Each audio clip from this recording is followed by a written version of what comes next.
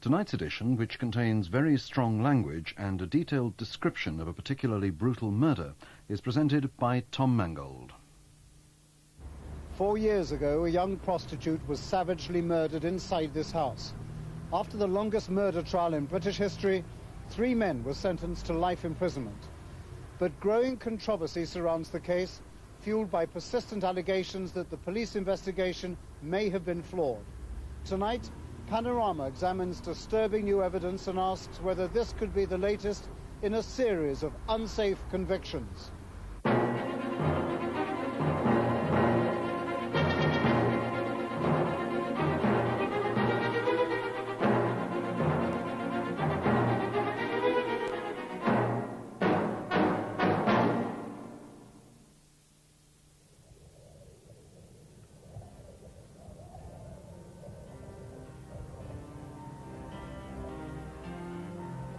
Cardiff, 1988. A changing city, its horizons expanding as much of the old docklands in Tiger Bay loses its notoriety to the developers' shiny new structures. But in one street in Butte Town, the past still clings stubbornly to the damp streets.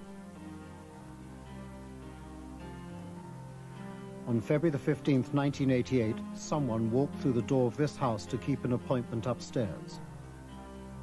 Then climbed to the first floor flat, which was being used as a brothel. Inside the darkened bedroom, Lynette White, a young prostitute, was waiting. There were screams and then silence. Lynette White's fully clothed body was found 20 hours later. She'd been dragged to the floor between the bare bed and the window. There was an unused condom and money on her bed. An arc of bloodstains had sprayed against the wall and bed. An unidentified palm print was found on the wallpaper. There were further blood stains under the window and on the skirting board. Blood that was not the victim's had been found smeared on the bottom of her jeans. She had been stabbed over 50 times in a frenzied attack. All the evidence suggested that neither sex nor robbery were obvious motives. We had a call in the evening, and I drove down by car with my colleague, and in the corner nearest the window was the body of a girl with obviously very severe injuries and a lot of blood about. I think she had her throat cut more than once because it was a very ragged wound with multiple tails on the neck wound, and either before that, but probably after that, she had multiple stab wounds, some of which were inevitably after she was well and truly dead, because it didn't bleed at all. For nearly a year, Butte Town was gripped by nervous apprehension as police grappled with the mystery. Then suddenly, South Wales detectives charged 5 local men with the slaying. All denied the accusation.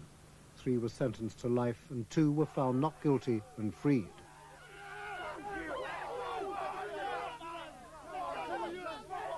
But the release of Ronald Actie after 2 years on remand was only the beginning of a new chapter in the story.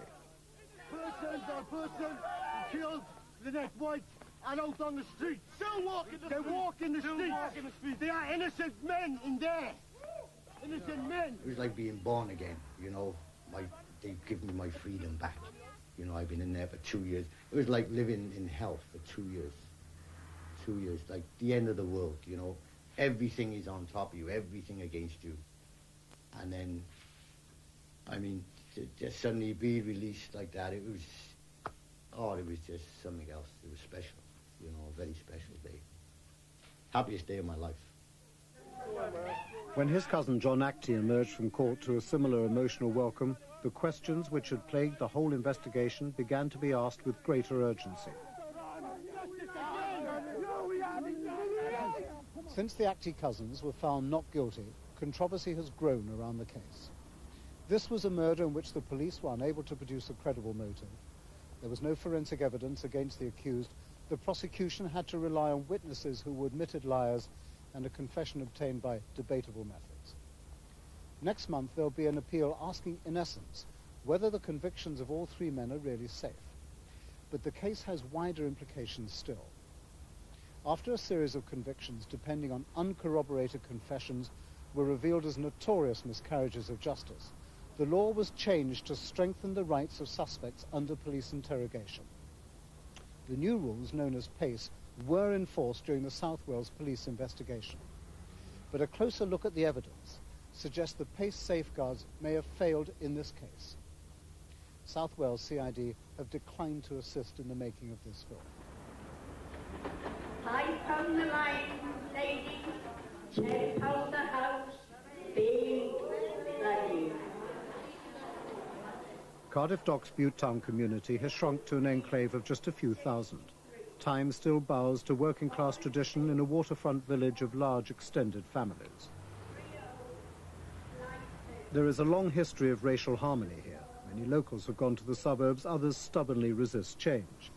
The sons of Caribbean cooks and Somali stokers live in a Butte town that still retains its spirit, but little of the wealth of its earlier mercantile greatness. There is some crime here, but the apparently motiveless murder of a young prostitute shocked the neighborhood.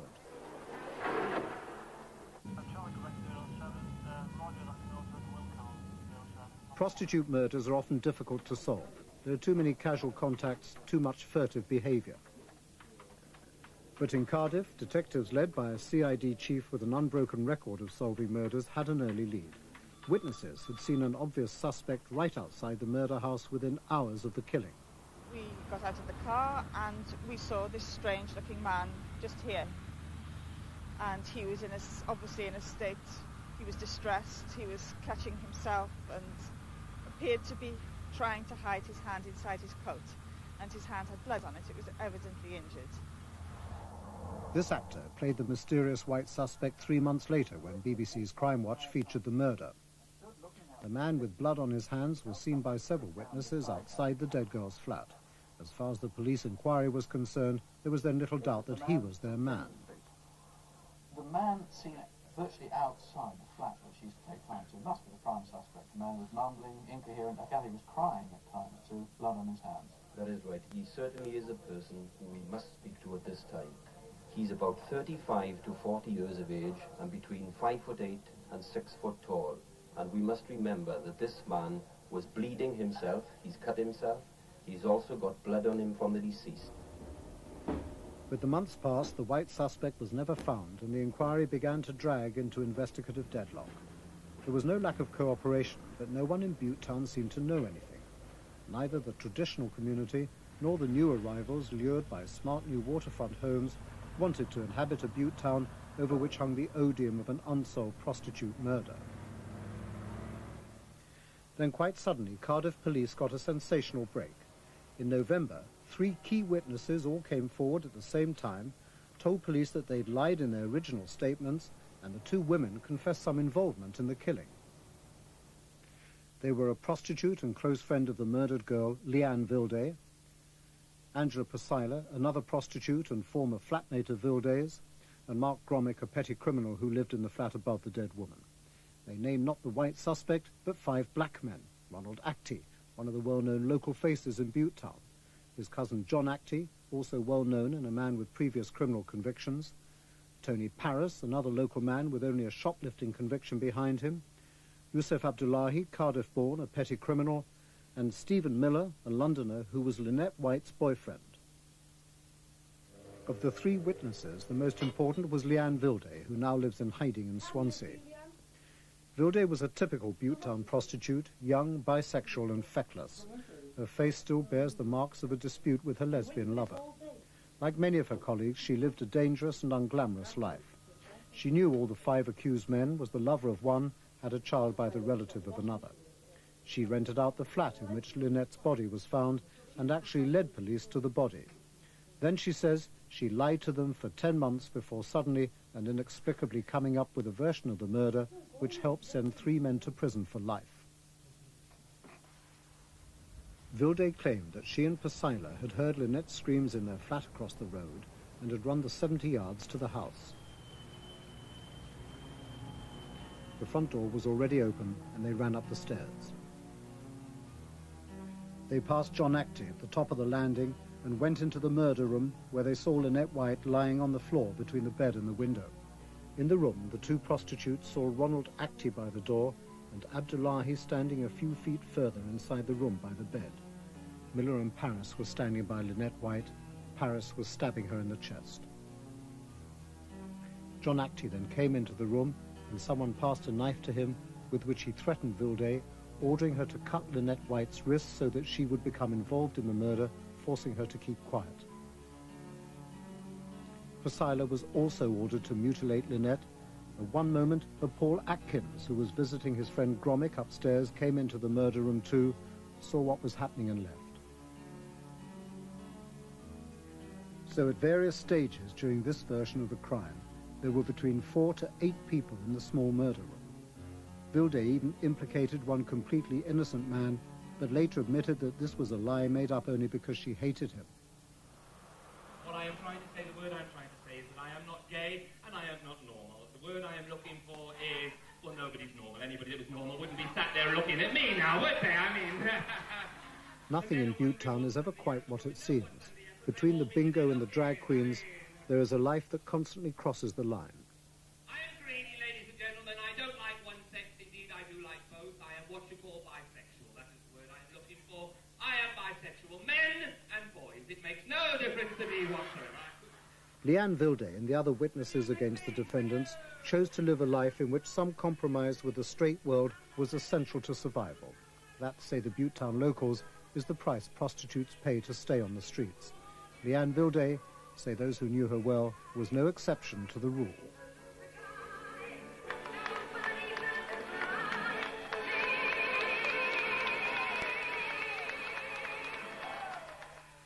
She's a terrible liar. I mean, she's a prostitute. I mean, so they lie. They live a lie. They live a life of lies, you know. So it's nothing to stand up in court and lie. Leanne Vilday's lover, Deborah Paul, another member of the gay community, was living with her at the time of the murder. They continued living together for 3 months afterwards. She recalls how Vilday complained about being constantly visited by murder squad detectives. She just said, oh, some of the officers are really bugging me, like everywhere I go, they're there. You know, it was just sort of like, in a way, following her. Do you think she had anything to do with the murder of Lynette White? My personal opinion thinks I've never seen her mad. I've never seen her have a fight. If she have had any arguments with the other prostitutes or punters or whatever, they've either just given her a little slap like and just left it. But I don't think she can't even punch a wet echo. She's not incapable of doing anything like that, I don't think. In an environment like Butte Town, all prostitutes are vulnerable to pressure from authority. Few can walk the beat long without reaching an accommodation with the police. Knowledge is power, and the court heard that Vilday had been a paid police informer. They used to say to me, well, how come she hasn't got picked up? And I say, well, I don't know, maybe she's an informer. Maybe just picking up just to go around the corner, tell them whatever and let out. But every time she used to say to me, oh, I got picked up, I used to say, well, where's your charge sheet then? Oh, I lost it. Oh, I'd lost it in the next punter's car or whatever. She used just to lie like, I believe she was a police informer. But could she also have lied in court? Leanne Vilday will not talk to us on camera. Much of her story is impossible to check. However, she said the only reason she had run over to Lynette White's flat was because she heard her screaming 70 yards away. The police don't seem to verify this point, but we decided to put this claim to scientific test. We invited an actress into the murder flat.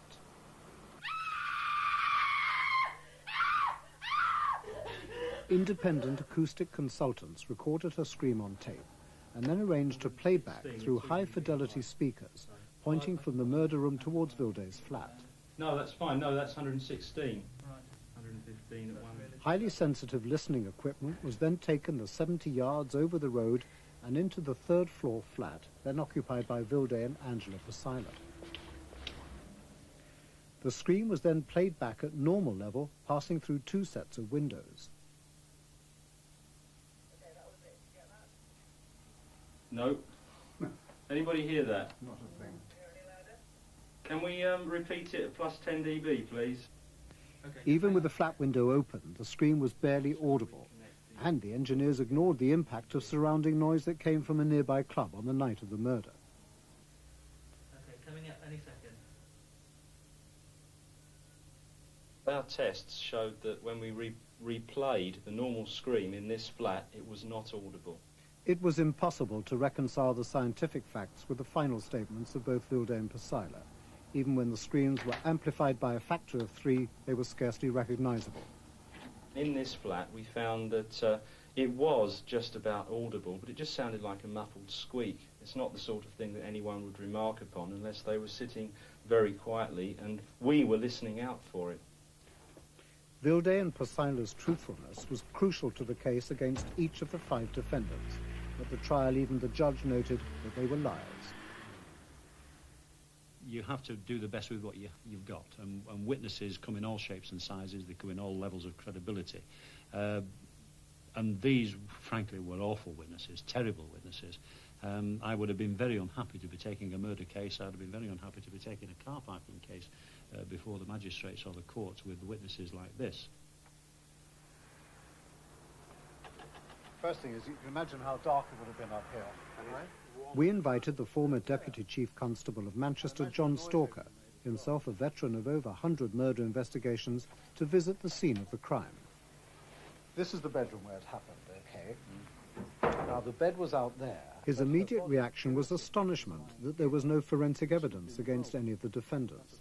Scores of fingerprints were found, but they didn't match the accused men. Even a palm print made at the time of the murder remains unidentifiable. My impression is that having begun with an open mind, as all good detectives do, that has slowly dropped away, the options have fallen away, it's become narrower and narrower. It's until 10 months on, they only have one possible chance of solving this, and that is by interviewing and obtaining admissions. Because forensically, this case is a non-starter so far as the suspects are concerned. There are no good witnesses. All that there is in this case, if it happens, are admissions. That's all. Armed with the new statements from Vilday, Pasila and Gromick, South Wales detectives were ready by December to pick up the 5 suspects. When questioned, 4 of them were vehement in their denials and never gave way during prolonged questioning. Detectives then began to concentrate their interrogations on the 5th man, Stephen Miller, Lynette White's former boyfriend. Miller has a very low IQ and was psychologically assessed as being highly suggestible. The police interrogations with Miller took place over a 4-day period inside this station in the presence of a solicitor. They were tape recorded and lasted a total of some 14 hours. At first Miller denied involvement, but after nearly 13 hours of questioning, he made this statement. At that time, I think Leanne came in. She started shouting. She said something to somebody. As far as I could recollect, she said something to somebody. She ran out.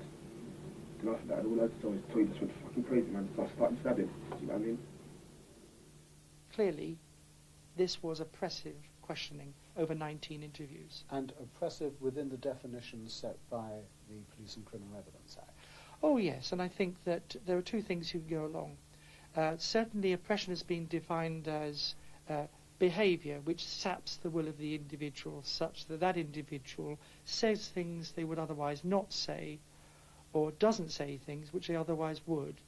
So the sapping of the will, Lord Lane narrowed it down to actually going along with the Oxford English Dictionary definition, which was about burdensome behaviour. And of course, I think that fulfills the criterion for this set of interviews.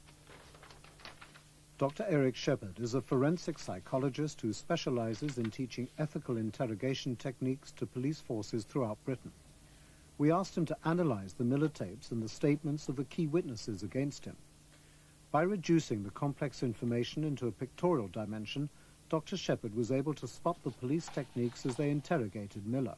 Most people see oppression as something which is very loud, knockabout, shouting, swearing, screaming, shrieking, and that does occur, particularly in tape 7, where the officer completely loses his cool and gets angry with him, shouts at Miller. Oh, you could sit there and say that, being in that room, seeing that girl there in the state she was in, and you supposed to have had all this wonderful care for her, seeing a damn head hang off, and her arms cut, and stabbed to death, and you sit there and tell us you know nothing at all about it, nothing at all about it, how you can ever, I just don't know how you can sit there. Dr. Shepherd noted that once Miller had been chastened in the interrogation, a new friendlier team of detectives interviewed him. They began creating a scenario which tempted Miller into taking the first steps down a path which at first may have seemed safe for him, but ultimately led to his conviction for murder. From tape 5 onwards, from interview 5, the police officer interviewing then, one of the two, suggests that he might be under the influence of drugs, blocked, and therefore he wouldn't remember anyway, would he? Now, although he rejects it then, that is the seed. That's the seed which then migrates into subsequent interviews.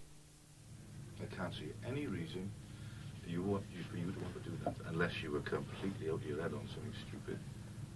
And to the best of our knowledge, no one's ever seen you in a stupid state on coke. That might be the case, though. You might have been well blocked up, or you might have taken a bit too much or something like that. In the interviews 8 and 9, the police officers paint what is a word picture of what could have happened, and he goes along with that. And in the subsequent interviews, they build upon that, and there is a very subtle form of shaping, such that Miller never gives them anything that he's never been given, if not by the two interviewing officers there, elsewhere. When he does hit a problem where he can't remember, he then hits the ultimate paradox, which is he can't give them detail that he doesn't have. So they have the problem then of him having to be shaped towards giving the next bit of information. Don't interrupt, let me follow, let me show you all the way through. Leanne said, I don't even live here. That's my flat over there. And all of a sudden, you know where her flat is. You know where Lynette might be. Yeah?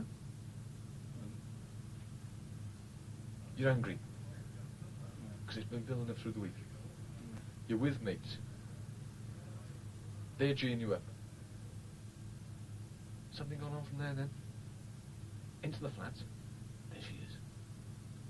I'll give her slaps a few times. Whoop, a knife. Good idea to cut her. And then it goes wrong. It goes very, very wrong. In 12, he fights back. And he basically says, I don't know why I've been bullshitting you in this way. And at that stage, the police officer comes back with, well, you could say, a very emotive, you're facing a long sentence if things go wrong here. Why did you go with 6 other people to number 7 James Street that night?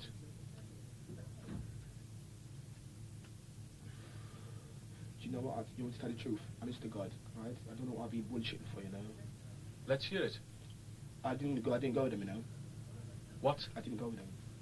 Let's have it. I didn't go there. I know, as far as I'm concerned, right? I'm looking at my frigging life, right? As You far are. as I'm concerned, right? You are. As far as You're I'm looking at a concerned. life sentence Yeah, if this goes wrong. I know. I admit that I was there. Right. Right? And I have to say, it gives me no great pleasure to do it, that the solicitor in this case, in my view, let the client down badly. There were countless occasions when he should and could have objected to the way in which the interview was taking place. There was numerous occasions when he could and should have interfered. Out of common fairness, it didn't need legal knowledge, it was just obvious that the man was being browbeaten, in my view. Miller's confession led to his conviction, and although the jury was repeatedly warned to ignore it as evidence against the other 4 defendants, they clearly couldn't put it out of their minds. Miller was bitter as he went to prison.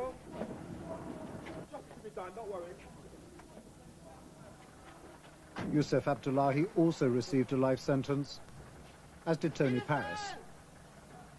If the Miller confession is unsafe, how would that leave the case against Yusuf Abdullahi? Abdullahi's defense was based on an alibi. He said he spent the entire night of the murder working 8 miles from Cardiff on a ship in Barry Docks. The murder was committed at 1:45 a.m. Abdullahi's alibi rested on a colleague who worked with him and says he saw him on board only 15 minutes before he was supposed to be in the murder flat in Cardiff. I saw him between 11 to 11:30 on the Saturday evening. I worked with him during the evening at certain intervals. I left the ship at 1:30 a.m., which is the last time I saw him, and I left with a person called Ron Williams, who drove me home. And what time did you get home? About 2 o'clock. Is there any doubt in your mind at all that A, you saw Abdullahi on the ship on the Coral Sea at 1:30 in the morning, and B, that it was Saturday? There's no doubt at all. Lawrence Mann checked his facts before giving evidence. Coincidentally, the chief alibi rebuttal witness was his friend Ronald Williams, whose evidence was believed by the jury. Both men worked several nights on the boat, and there was genuine confusion. But Ronald Williams stuck strongly to his story in court, claiming he'd seen Abdullahi in a pub in Cardiff shortly before the murder. But Mann recalled that it had rained heavily on the night, and he was right. Williams still insists he saw Abdullahi in a pub, but now admits it could easily have been another night, and this is not the only mistake he made. On December the 11th, you admitted making a mistake, and now, instead of going home with Lawrence Mann after the Custom House, you went with Mann to the North Star, where you said you saw Abdullahi. That's correct. Right? And you said, I'm absolutely positive about speaking to Dullah, that's Abdullahi, in a North Star club between 1 a.m. and 1:30 a.m. on Sunday, the 14th of February. I am not mistaken. That's correct, yes. But you could be mistaken because you didn't go with Lawrence Mann, did you? That's correct, yes. You made a mistake on that. I did indeed, yes. And then, finally, on January the 12th, again, you told the police, I made a mistake, and it wasn't Lawrence Mann I went with, it was Peter Brook. That's correct, yes. Now, the point I want to make in all this, and thank you for being so honest about it, is that you made several genuine and I'm sure honest mistakes about where you were, who you were with, and where you went. That's correct. So you could be quite wrong in your final evidence. Yes, I could be, yes. I stand by everything I said except for the date. But I've always said the same thing in court on the two occasions, that I could be mistaken about the day. I could also be mistaken about the time.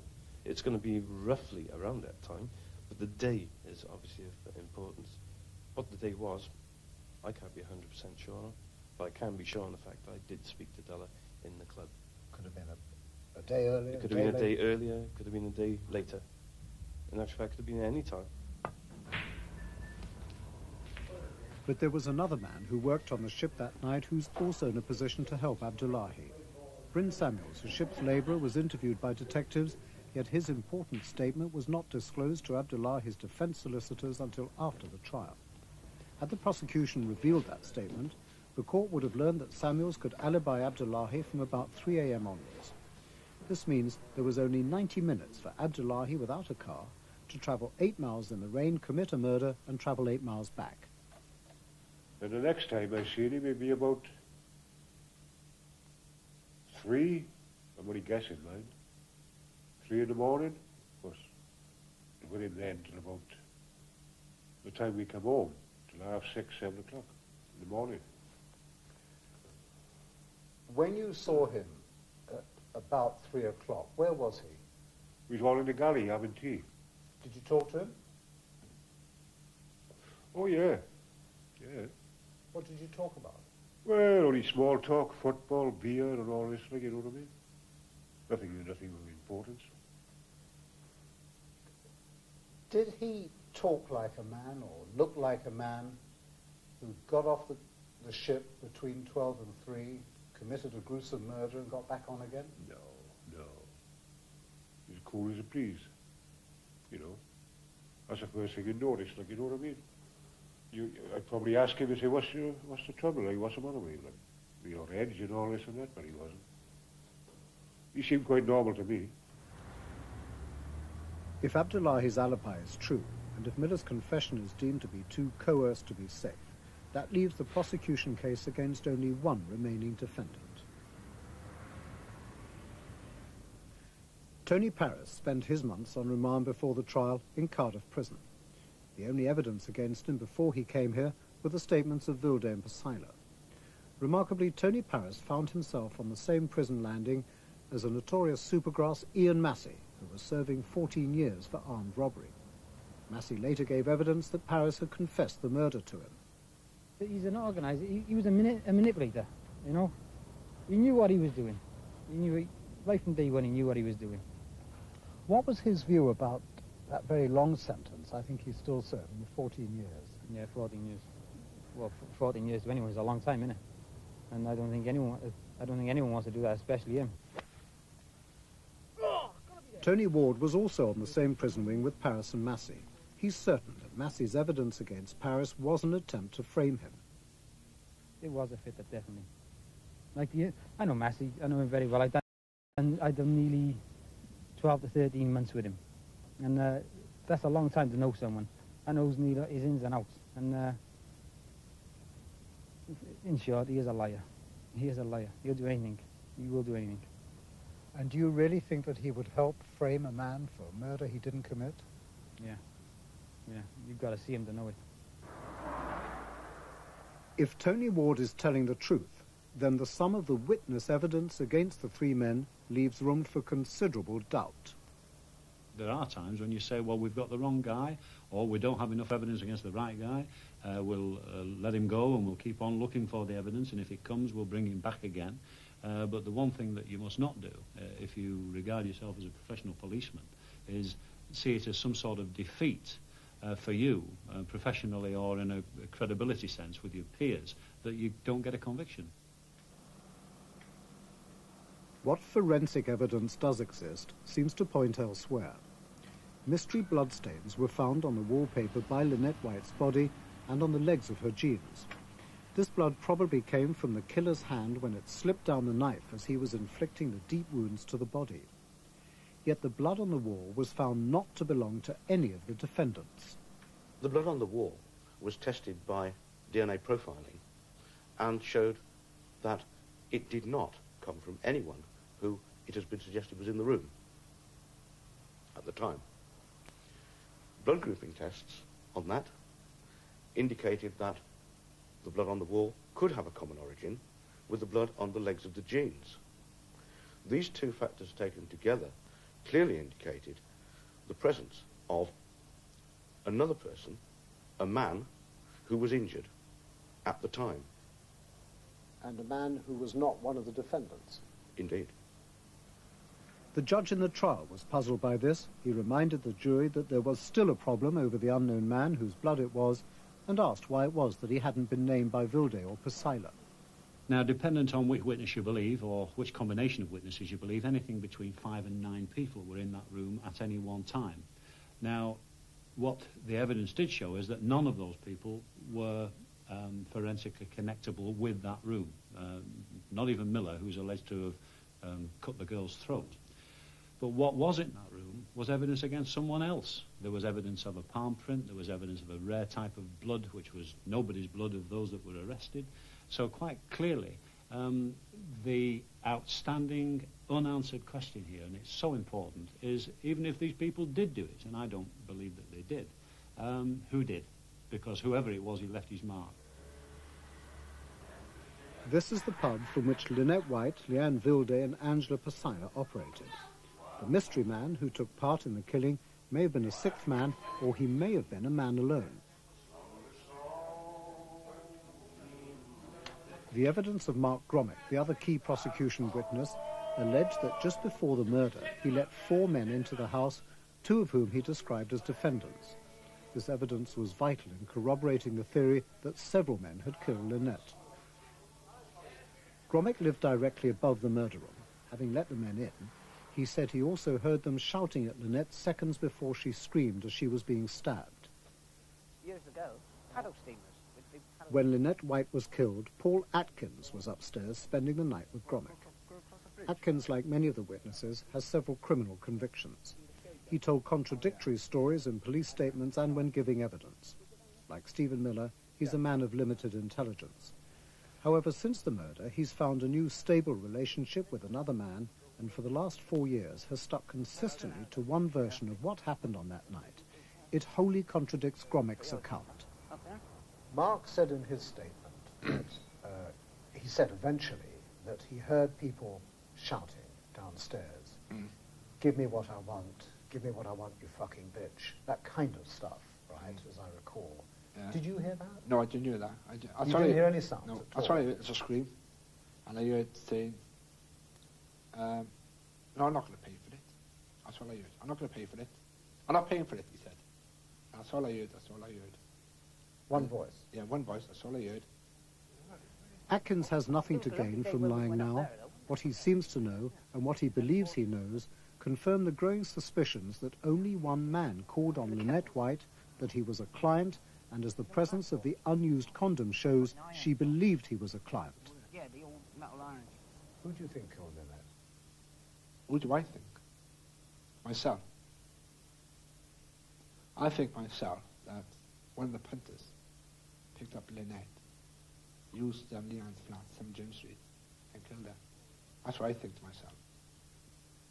But I don't know who killed her. Those boys who are inside now, right? They nothing to do with this case, I don't think. Mark Gromick now lives in hiding in a new flat provided by the council and was reluctant to appear on camera. He's always maintained he spoke the truth, but has never talked about contradictions in his evidence at the murder trial.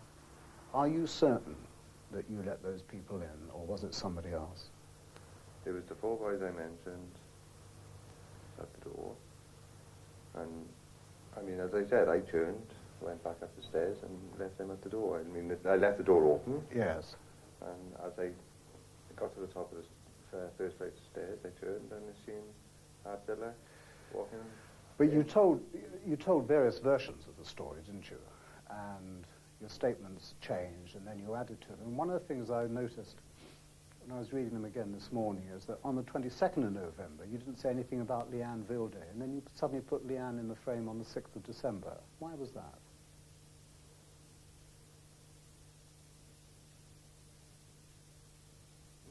What happened between your first statement to the police and the second statement? Why did you change? Was it because they gave you information or what? Well, they all gave me information. The police? Well, no, I mean, they can't give me information about something that happened. I mean, they weren't there. Mm. So why did you then change the statement? And why on the 6th of December suddenly did you add so much more to your statement from the 22nd of November? Because you kept adding to it. I mean, you didn't suddenly tell the truth, did you? You told it in bits and pieces. Yeah. Why is that?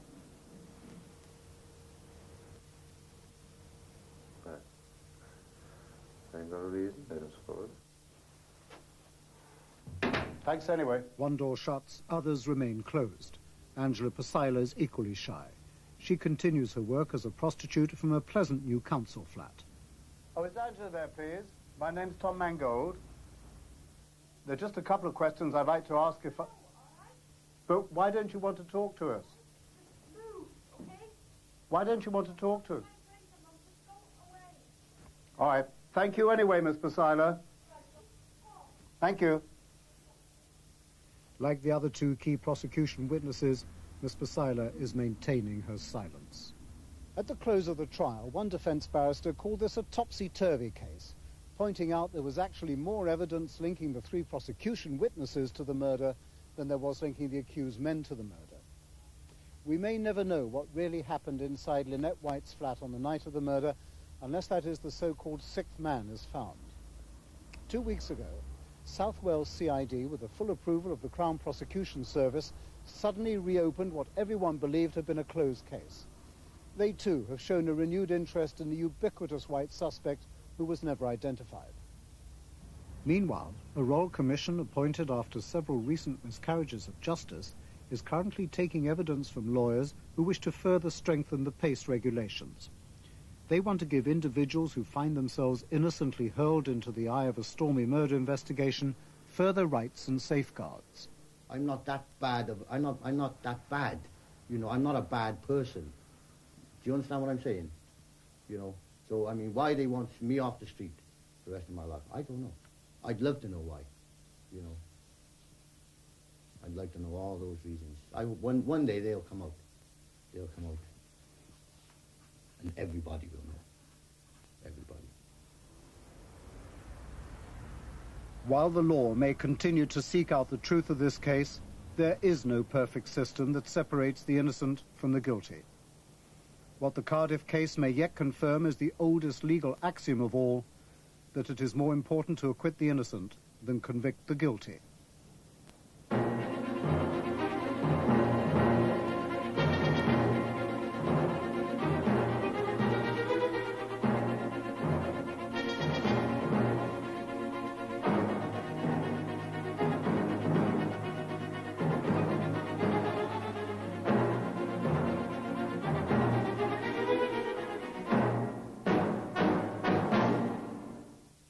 What makes up a balanced education?